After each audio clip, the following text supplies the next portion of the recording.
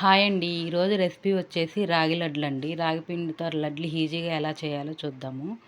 దానికి 1 కప్పు రాగి పిండి, 1 కప్పు మకానా, 1 కప్పు పల్లీలు, 1 కప్పు బెల్లము, 4 యాలక్కాయలు, కొంచెం నెయ్యి. ముందుగా అయితే ఒక కళాయి పెట్టుకొని దానిలో పల్లీలు లైట్గా వేయించుకోవాలండి. పల్లీలు పొట్టు ఊడిపోయేంత వరకు వేయించుకోవాలి. చూస్తున్నారు కదా, పల్లీలు బాగా వేగిన తర్వాత తీసి పక్కన పెట్టుకోవాలి.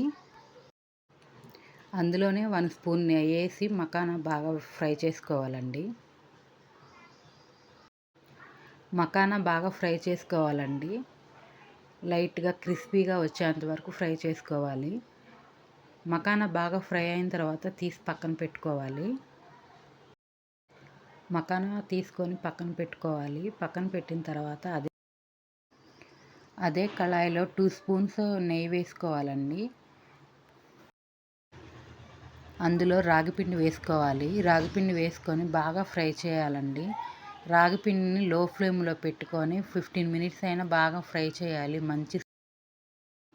మంచి స్మెల్ వచ్చే వరకు ఫ్రై చేయాలండి. రాగిపిండి ఎంత ఫ్రై చేస్తే లడ్లు అంత టేస్ట్గా ఉంటాయి. మంచిగా ఫ్రై చేయాలి. మనకు అలా ఫ్రై అవుతుంటానే ఆ స్మెల్ తెలిసిపోతుంది. అట్లా ఉండలుగా అయిపోతుందండి పిండి అంతా.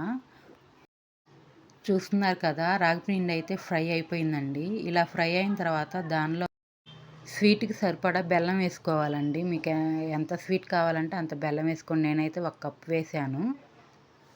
బెల్లం వేసిన తర్వాత కూడా ఒక 5 మినిట్స్ అలా లో ఫ్లేమ్లో పెట్టుకుని ఫ్రై చేయండి. చూస్తున్నారు కదా, ఇలా ఫ్రై చేసిన తర్వాత తీసి పక్కన పెట్టుకోండి. ఇప్పుడైతే మనం ఇందాక వేయించుకున్న పల్లీలని మెత్తగా మిక్సీ పట్టుకోవాలండి. దానిలోనే 4 యాలక్కాయలు వేసుకొని పట్టుకోండి. అందులోనే మకానా కూడా వేసుకొని మెత్తగా మిక్సీ పట్టుకోండి.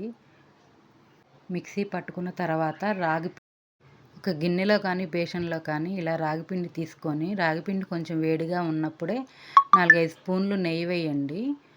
బెల్లం ఉంటుంది కాబట్టి ఆల్రెడీ ఎక్కువ నెయ్యి అయితే పట్టదండి. అందులోనే మిక్సీ పట్టుకున్న పల్లీ పొడిని, మకానా పొడిని కూడా వేసుకొని బాగా కలుపుకోండి. పిండి పొడిగా ఉంటే ఇంకొంచెం నెయ్యి వేసుకొని కలుపుకోండి. కలుపుకున్న తర్వాత ఇదిగో చూస్తున్నారు కదా, ఇలా రౌండ్గా లడ్డూలాగా చేసుకోండి. చాలా టేస్ట్గా ఉంటాయండి. పిల్లలకైతే ఎంత బలమో, పెద్దోళ్ళైనా తినొచ్చు. టేస్ట్ అయితే సూపర్గా ఉంటాయండి. ఇదిగో చూస్తున్నారు కదా, కలర్ చూడండి ఎంత బాగా వచ్చినాయి. టేస్ట్ కూడా బాగుంది. ఒకసారి ట్రై చేయండి. థ్యాంక్ యూ ఫర్ వాచింగ్ అండి.